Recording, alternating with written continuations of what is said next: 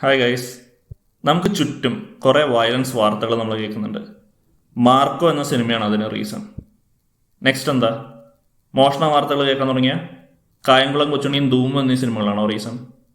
Domestic violence വാർത്തകൾ കേട്ട animal എന്ന സിനിമയാണോ റീസൺ?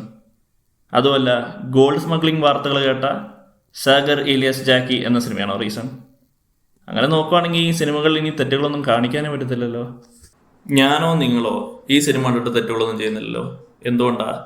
തെറ്റെന്ത്, ശരിയെന്ത്, എന്ത് കണ്ട് ഇൻഫ്ലുവൻസ്ഡ് ആവണം, എന്ത് കണ്ട് ഇൻഫ്ലുവൻസ്ഡ് ആവണ്ട എന്ന് തിരിച്ചറിയാനുള്ള വിവേകവും ബോധവും ഉള്ളതുകൊണ്ട്.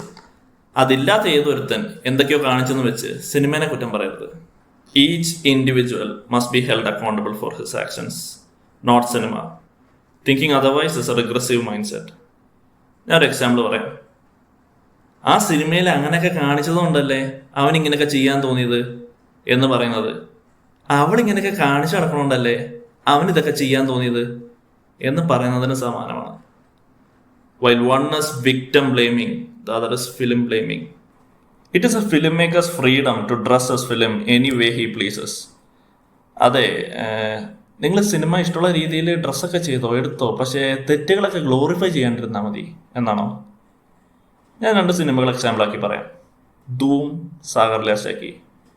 നല്ല സ്റ്റൈലിഷ് ബൈക്ക് റോബറിങ്, ഗോൾഡ് സ്മഗ്ലിംഗ് ഒക്കെ നല്ലപോലെ ഗ്ലോറിഫൈ ചെയ്യുന്ന പടമാണ് രണ്ടും.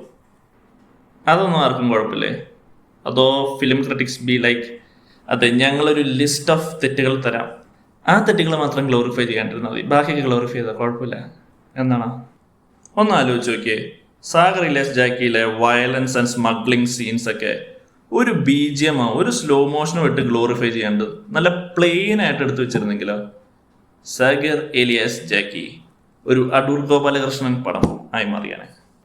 ആ സിനിമയുടെ ആസ്വാദനത്തെ അത് മൊത്തമായിട്ട് ബാധിച്ചേനെ, പടം പൊട്ടുകയും ചെയ്തേനെ.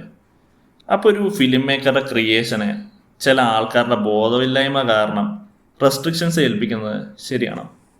ചില പ്രേക്ഷകരുടെ ബോധമില്ലായ്മ കൺസിഡർ ചെയ്തിട്ട് സിനിമയോട് അതനുസരിച്ച് ഡ്രസ്സ് ചെയ്യാൻ പറയണോ? അതോ പ്രേക്ഷകന്റെ ബോധനിലവാരം ഉയർത്താൻ പറയണോ? Which is more progressive?